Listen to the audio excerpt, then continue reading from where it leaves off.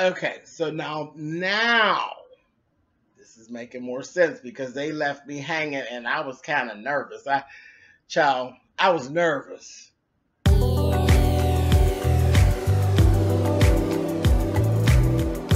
I'm like, come on through, Cookie. I want to put my soapbox. That's basically it. Let's talk about drag and all its forms.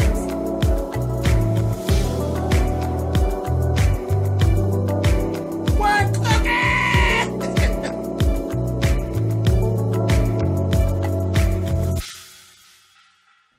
Hey guys, thanks so much for clicking on the video. This is my review for season 1, episode 4 of Claws.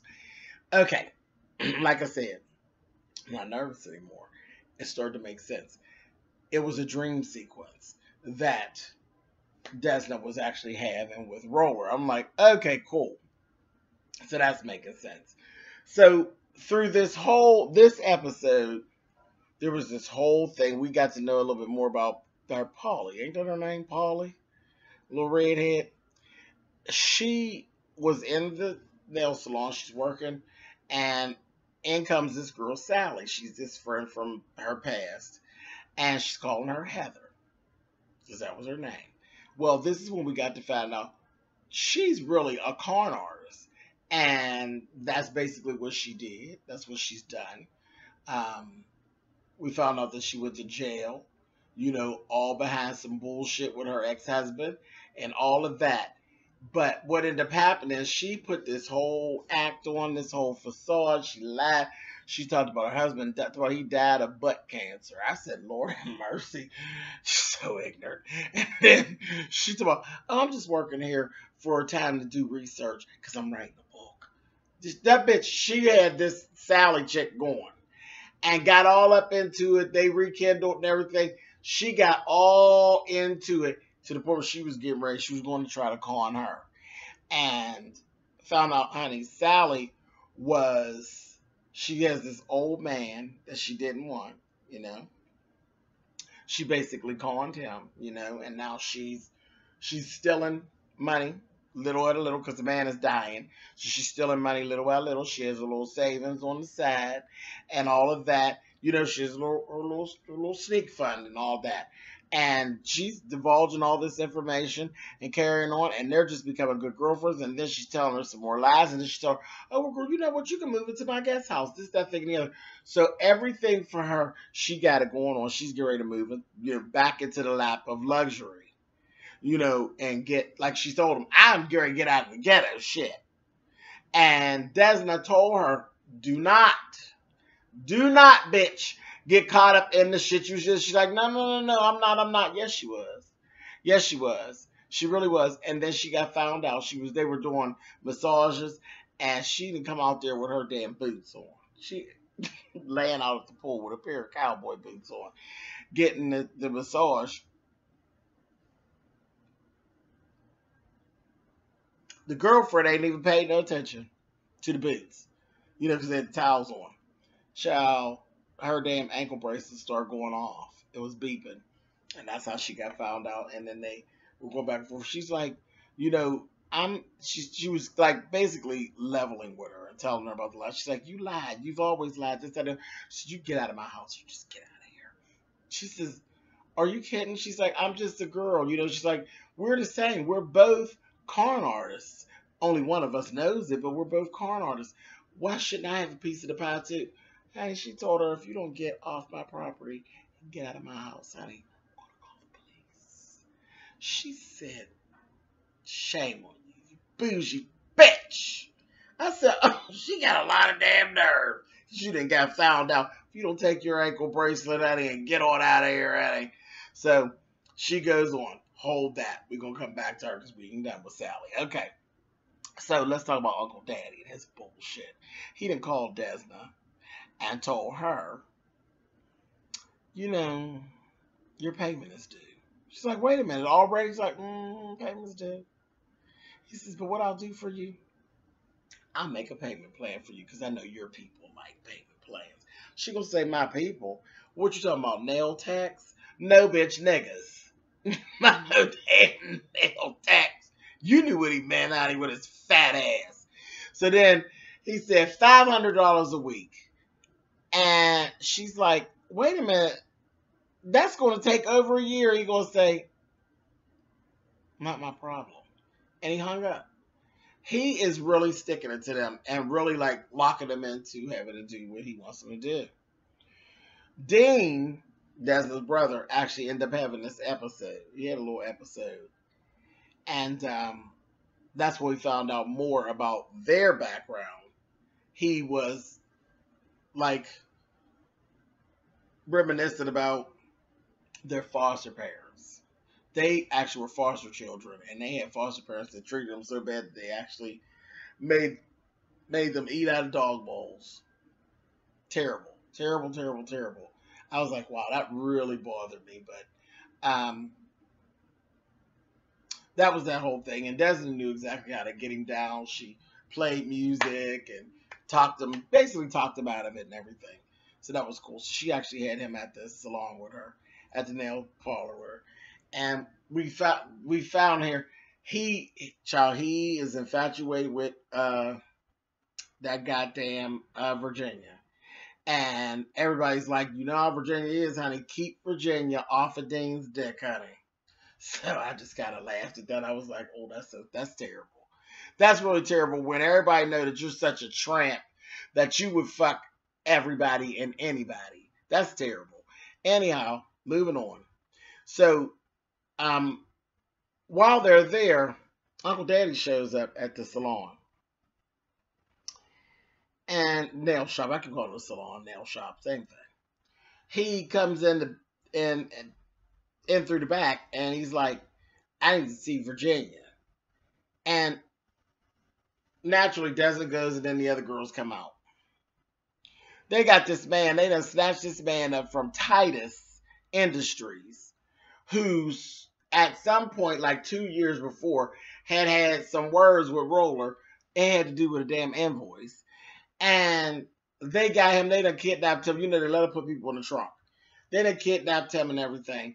And you see Bryce is with Uncle Daddy, but Bryce is just out of place. You can see he's out of place because Uncle Daddy's out of pocket, okay? So they're sitting there, and he's like, is this the one that killed my baby boy? This, that, other. She's like, well, I didn't see him, but that, that doesn't sound like his voice. That doesn't sound him. They're all nervous and everything. They got this man in a fucked up situation with Virginia and her goddamn lie. So long story short, Uncle Daddy ends up shooting the man and killing him. Even after they determined that the man wasn't the person, he killed him anyway, shot him right in the chest, right out there in the back of the damn nail parlor. Told him, clean up this mess. And he took the body later on, chopped the body up, made Bryce come on out there. Bryce was out there with Uncle Daddy and his boys. They chopped the body up and made Bryce feed it to the gators. Right after that, Bryce started cracking up. This motherfucker done lost his goddamn dollars and cents. You understand me? He done cracked. He done sat down there. He up there supposed to be taking the kids to Chuck E. Cheese. Child, he cooking at home. He cooking for the kids. He still got the bloody clothes on, the blood splatter clothes on. Cooking, burning the shit up. The fire alarm's going off. Child, the baby done got on the phone and called the mother and told him, honey, he down here cracking the fuck on that bitch. You better get home. So she goes back. She go home. Jenna, she goes down to see Uncle Daddy.